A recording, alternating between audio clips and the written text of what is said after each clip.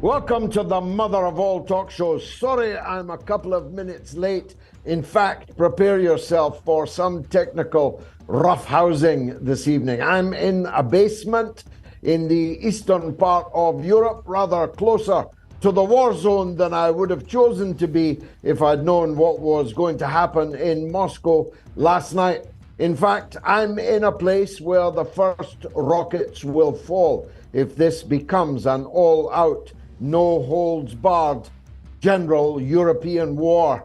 And don't think I'm exaggerating, because what happened last night changes everything. The drone attacks on the Kremlin, which could well have killed the president of the Russian Federation in his government headquarters, in his residence. As a matter of fact, he wasn't even there, but he could have been there.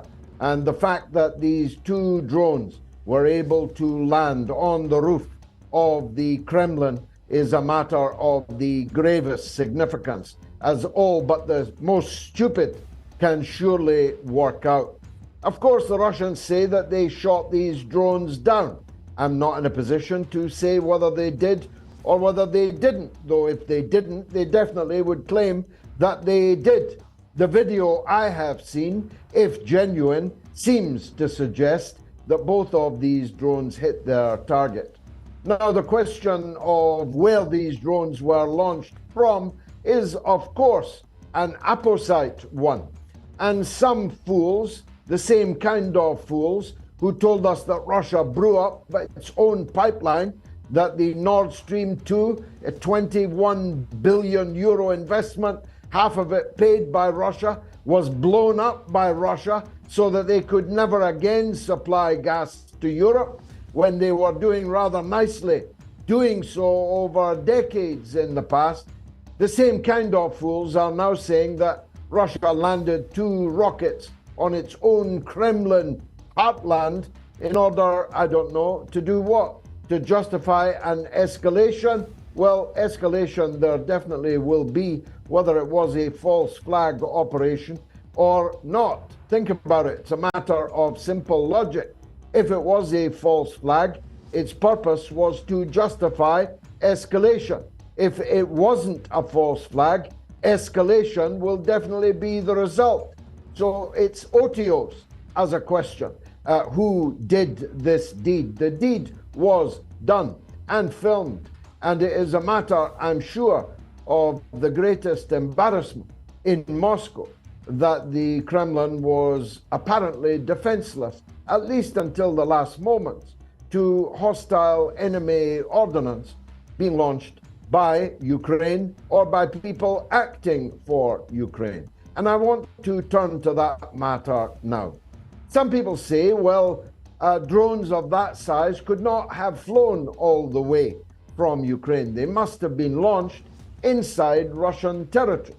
Well, I don't know if that is true or not. I know that the rocket time from the Ukrainian border, as was, to Russia is only a couple of minutes.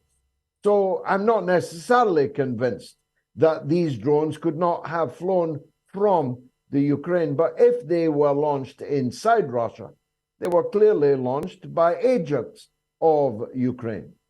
But I want to widen the circle of responsibility much more significantly.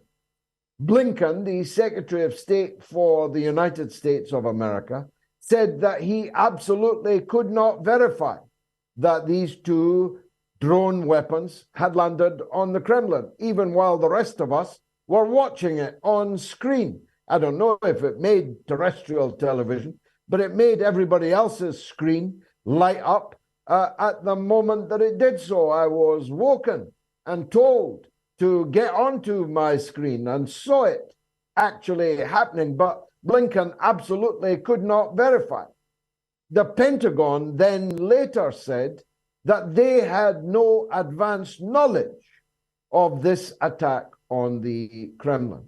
Well, whether they did or whether they didn't, the responsibility is theirs. Ukraine long ago lost agency in this conflict.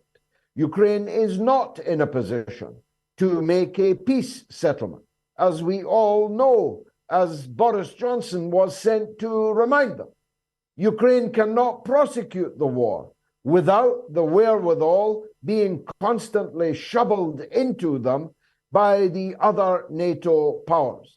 And all those NATO powers are all under the direction of the United States of America. Only Hungary and Turkey can be said to be independent players any longer inside NATO, and NATO can do what it likes, whether Hungary and Turkey like it or not. So the ultimate responsibility for this attack on the Kremlin lies in the White House in Washington, D.C. I mentioned the White House because I want to ask you to imagine, just for a moment, an Iranian drone attack on the White House, on the Lincoln bedroom or wherever Joe Biden sleeps, on the bathroom on which he sits for many hours, I'm told, every evening and through the nighttime hours. Imagine if a Chinese drone or an Iranian drone or a Cuban drone or a Venezuelan drone, never mind two of those, had landed on top of the White House. What would now be the American response? I'm asking you to imagine that because I'm now going to ask you to imagine what Russia is going to do. Now, all the signs are that Putin is a canny fellow, calm, cool, collected, despite all the efforts to paint him as some kind of madman who woke up one morning and decided to attack his neighbor. All the signs are to the contrary of that. As a matter of fact, I know many Russians who think he's far too canny, cool, and collected, far too controlled in the way in which he is conducting this conflict. And many of those are in the military or are ex-military. So I'm asking you to imagine what pressure is now on President Putin to answer this provocation, as it turned out, but what could have been the decapitation of the Russian state. It's that serious. The entire leadership of the Russian Federation could have been in that building and presumably frequently are. Now, in former times, the military officers responsible for guarding the Kremlin would have already been up against the wall in the Lubyanka and shot for negligence. And it's not a mistake that is likely to be allowed to happen again. Neither is it a provocation, an assassination attempt that is going to go unanswered. So what will the answer be? Well, I'm no lawyer, but Russia now has the right of self-defense under international law. And that right of self-defense is not just against the immediate belligerent in the special military operation, which will now presumably have to be declared to be a war, an actual war rather than an SMO. But that right of self-defense extends to those who assisted Ukraine or its agents to conduct an assassination attempt on the leadership of Russia. What would you do? What would any country do? What would any country do if another country attempted to decapitate its leadership in an act of military aggression? Something which, incidentally, the cool, calm, and collected Putin has not done to Vladimir Zelensky. Throughout more than a year of conflict, he's been free to walk around with each and every international visitor, from Ursula von der Leyen to Bono of U2. He's been in and out like a fiddler's elbow into the bunker in Kiev, and they walk around the streets. Even Joe Biden did it. And Russia did not attack them. But it will now surely have to show that it has the wherewithal and the will to actually do so. And so it's quite likely, but I can't guarantee it, that the first retaliation will fall on Ukraine and on the Ukrainian leadership. That's why the leader, Zelensky, has run away. Don't think I'm just insulting him. The Finnish government has announced that though Zelensky is in Finland and was supposed to be there for 1 day, he is now going to stay in Finland for an indeterminate period, maybe forever, maybe as a staging post on the way to Miami or Tel Aviv or whichever beach Zelensky is now thinking of spending the rest of his life on. The fact is, the Ukrainian leadership, whether Zelensky or the broader leadership, are now entirely legally open to deadly retaliation from Russia. And it would seem to me that however cool, calm, and collected Vladimir Putin is, he's not going to be able to sit this one out. That widens the war, makes the war escalate in a dramatic way, a more dramatic way than anything that's happened during the last 14 months. And that must put pressure on Europe to get off the pot or to piss. If they are on this pot, they better start pissing. And if they want to get off the pot, they better get off it quickly. And that's why we must hope that somebody sane in the European Union, in the European half of the NATO membership, will call a halt to this. Maybe it will be Germany, which has the most to lose, which already has lost the most.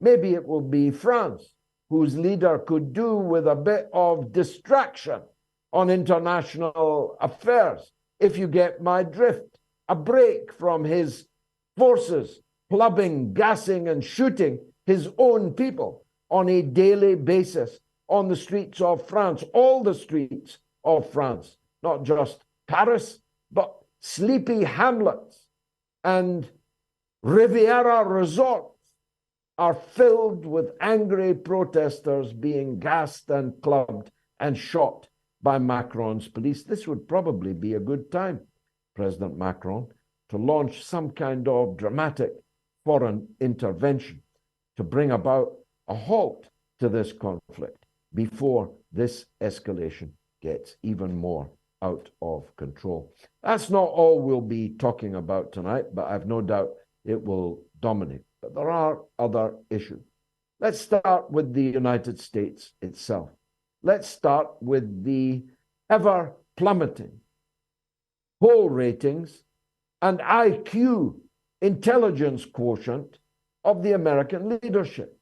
You know, I always make the joke that Richard Nixon was sure nobody would ever shoot him because Spiro Agnew was next in line. Well, nobody's going to shoot Joe Biden because Kamala Harris is next in line. And if you thought Joe Biden's videos were embarrassing, you haven't seen Kamala Harris yet. This woman is on laughing gas or on LSD. You'd certainly need to be on LSD to understand a word that she is saying. Poor little President Marcos of the Philippines was stood next to her the other day, where she uttered forth a stream of consciousness so hallucinogenic that Marcos was left utterly bemused as to what he could possibly say in reply. And this woman is a faint heartbeat away from the presidency of the United States of America. The Democratic Party is now in a state of crisis, that it has an Alzheimer's patient as its nominee and a lunatic as his running mate. Now, that might or might not, depending on the level of cheating involved, allow them to win the election, but how can it possibly allow them to govern in a way that doesn't look like the inmates of Ward 5 of Bellevue or Broadmoor, the hospital for the criminally insane in England, running the show? And therefore, they must, as a matter of simple logic, be hoping that somebody else can ride to the rescue. Is that person Robert F. Kennedy Jr.? I don't know about you. I'm not giving him a blank check or anything. I just read the other day his stuff from the early Russiagate period of RFK Jr.'s scribbles back in 2018. He was off the wall talking about Russiagate, how Russia had cheated America out of Hillary Clinton's presidency and so on. Absolutely atrocious stuff. I prefer his more recent work. His more recent work is pretty impressive.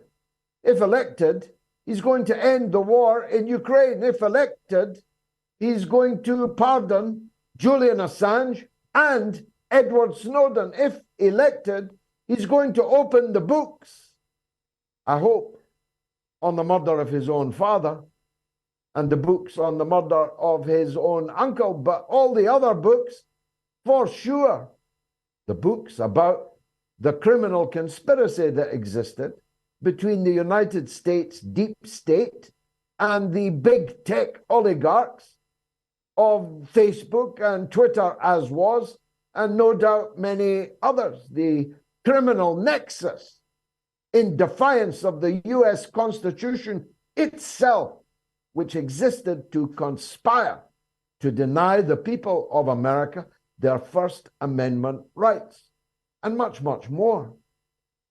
I think that RFK Jr., if the Democratic Party had any sense, would be an answer to their problems.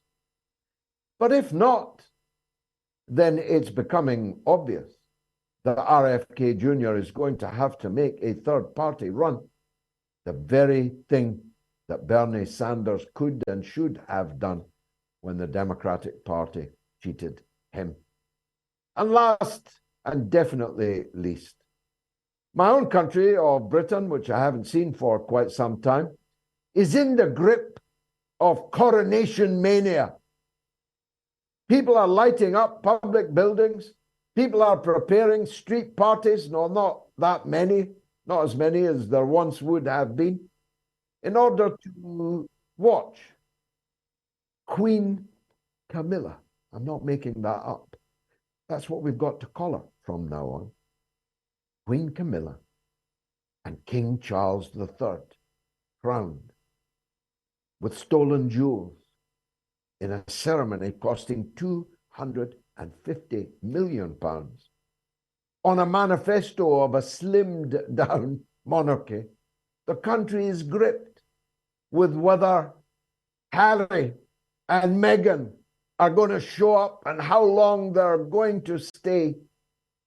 And it all sums up the faded grandeur, not just of the British royals, but of Great Britain itself. We'll be talking to the member of Parliament who did more to expose the malfeasance in the royal household than any other. The Right Honourable Norman Baker will be one of our guests tonight. Because I have no clock, I have no idea how long I have spoken.